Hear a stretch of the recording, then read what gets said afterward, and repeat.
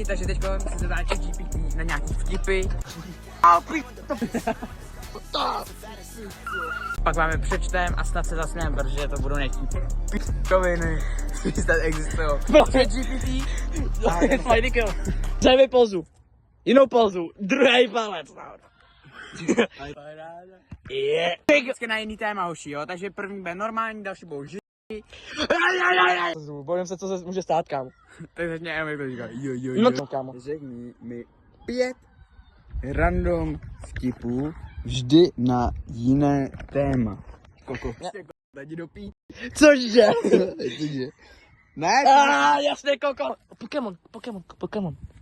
Hej, třeba nejít po... Energie. to jsou mega dobrý vtipy, ty to se úplně posedl. Božu, jezeb. Přečti jeden vtip. První vtip číslo 1. Takže jdeme na první vtip, mrt. Proč počítač šel k doktorovi? Protože měl virus. Víte co, jdu na druhé, ještě jdu na druhý kam. OK. Vtip číslo 2. Tak jo, druhé vtipy. Zvířata. Co řekne ryba, když narazí... Aha, OK. Nemůžu ani psát, vole. Co řekne ryba, když narazí do zdi? Kurva, přehrada. To je vtipný, vole. Co jsi vypru? Jo, ty sem, kámo. Tak jo, tady máš. Tady musíme dát nějaký originální místo, málo. Přesunám se, protože... Radši to dělat nebudu. Škola. Ne! Už jsem na to blíží kluci, tady nechtěl. Já nevím, já jdu do 4. budu někde na seznamováku, takže já se v klidu někde úplně píšu. Já budu týden asi. Já budu v nějaký Mozolově, já nevím, kde to je. Já jdu teď nevím, kde je ta škola. Já jdu teď nevím. Nebude to prodlužovat, jdem na to. Já jdu teď nevím, kde mám vůbec školu. Zajímá. Jdem na to do pí... Pojď! Vtip číslo 3. Je to o škole, do pí... Proč jsi přišel pozdě?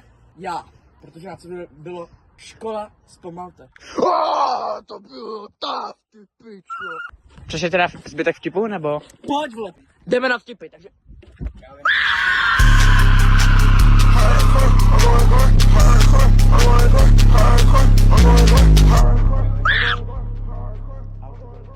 Vtip číslo 4. Tentokrát máme jídlo. Mňam. Proč banán nikdy nevyhraje hádku? Proč se vždycky sloupne? Paráda! Děkujeme ChatGPT. Jsi paráho. Já mám lepší vtip. Šli 2 a prostřední upad. Šli 2 a prostřední upad. Je prostě ten modrý, kámo. Zrovna modrý. Zás 3 sekundy. Kámo, ten telefon se utopil 8krát, kámo, co po něm chceš, vole. Hej, jedno, jdem na to. OK, takže vtip číslo 5. Poslední vtip. Z historie, hoši. Ty vole, dějepis. Dějepis. OK. Napoleon se objednal pizzu. Číšník se ho ptá, pro kolik lidí. Napoleon mu odpovídá. Telefon mi řekl, že není u ložiště, takže Petr mu to prostě vzdal. Tak už to znamená, že volá. Ten chodí do 3. teď, ten čert.